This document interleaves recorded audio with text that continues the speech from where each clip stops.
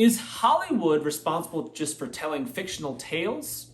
Do they predict the future? Or does Hollywood and the elites have a heavy hand in making future events happen? 3 steps to destabilize a nation.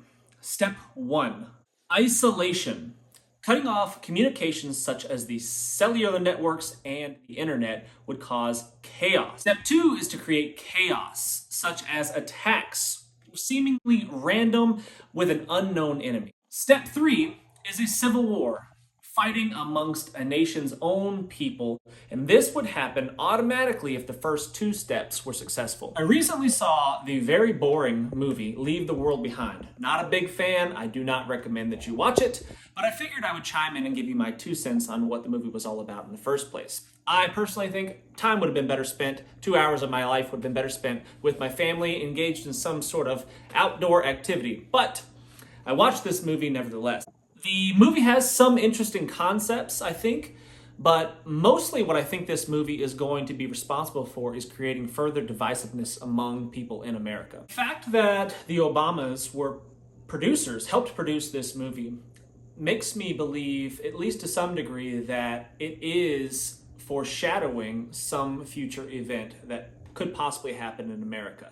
And it, even more so, even more disturbing, is that it seems to be pushing towards that event. As I said before, I think the movie creates divisiveness amongst people in America. I think what it does more than anything else is that, and it's going to push people further and further apart based on your skin color and lead us further into civil unrest and potentially, hopefully not, some sort of civil war. I think the movie could definitely be part of the problem as opposed to part of the solution. Like one of the quotes from the movie, a direct quote so I don't mess it up. I'm asking for you to remember that if the world falls apart, trust should not be doled out easily to anyone, especially white people. I think the movie did a good job of creating opposition. The young girl that said this in the movie was angry, just angry at the world. And she was accusing one of the other characters, the mother, of being an angry individual.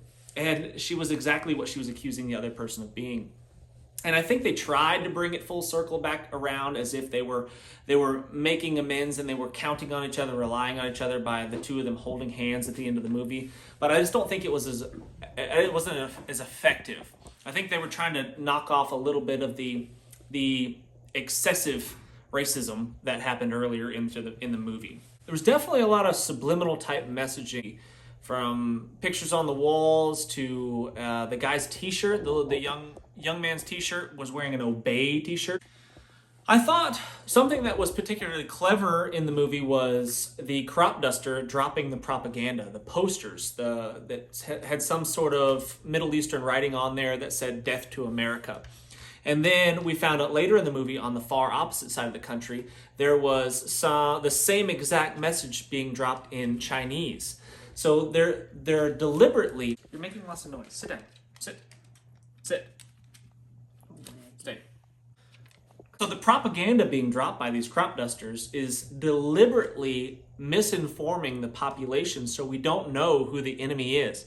We might think it's someone from the Middle East attacking us. That's who created the EMP. Or it might be the Chinese that have caused these problems and these crazy sound bursts that are going on and busting their eardrums in the movie. Who really knows? But the problem was that they were creating the chaos. The chaos that is created by not knowing who the enemy is was really disruptive and probably mentally very taxing on the people of the country. I thought there was a whole lot of unnecessary vulgarity, unnecessary language. The F-bomb was dropped like every other word. Thought that was unnecessary, not really needed for the plot of the movie. And if you have kids, I don't recommend that you watch the movie in the first place, but if you have young kids, you should definitely not watch it with them. One of the things that bothered me the most was the cowardly weak father. And that one kind of spoke to me the most. He admits near the end of the movie that he is a useless man. He has no skills, he's not tough, he runs from danger. He's everything that I don't want to be. And I thought that's what really struck home with me, and it made it appear as if And it doesn't necessarily make it appear that way. That's how a lot of men actually are. Doesn't matter if they're white, they're black, they're brown, doesn't matter. A lot of men are useless men. They don't have skills, they're not strong, they're weak mentally, physically, spiritually, and emotionally.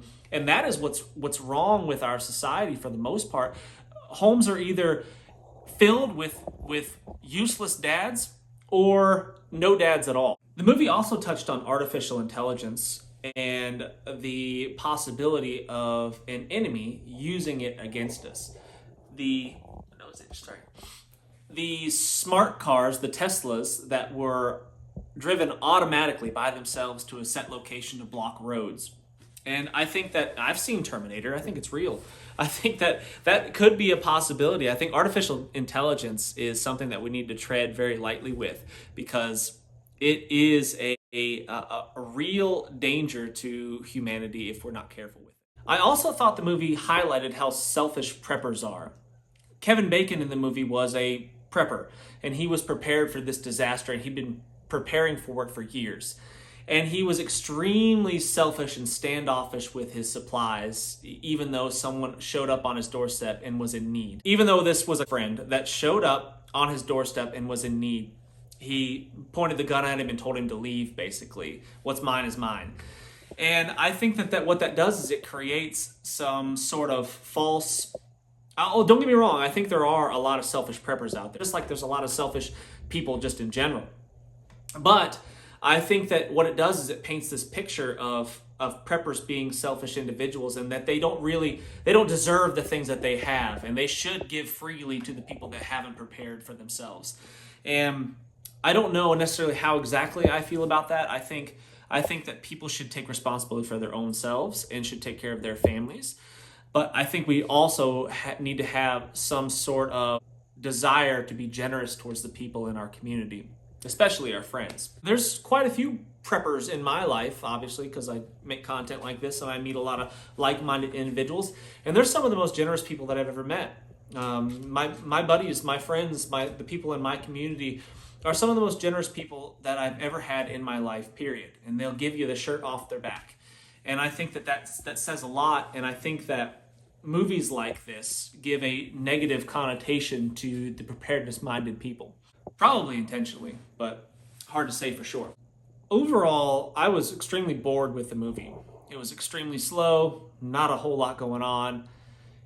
You never really knew what was happening, and I guess that was probably the intent of the movie for the most part, was to keep you guessing, wondering what was going on, adding to the confusion as if you were really there with them in this scenario. I didn't find it to be ultimately that realistic.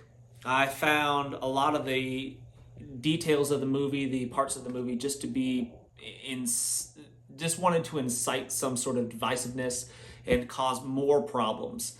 And if anyone in our society wants to create chaos and will thrive off more chaos, it's going to be Hollywood. It's going to be the entertainers of the world, the people that will gain from further chaos and further divisiveness and further fighting amongst ourselves. The drama is what people feed off of, and they'll always go back to the drama. That's why there's nothing but bad news on the news. That's why when you turn on Fox News or whatever, it's just full of bad news. There's nothing positive or promising to look forward to in the future.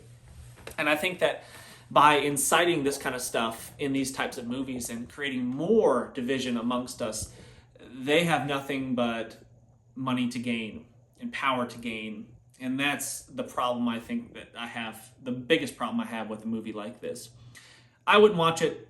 If I could get the 2 hours of my life back, I would do that and probably be better for it. Thanks for watching. Thumbs up.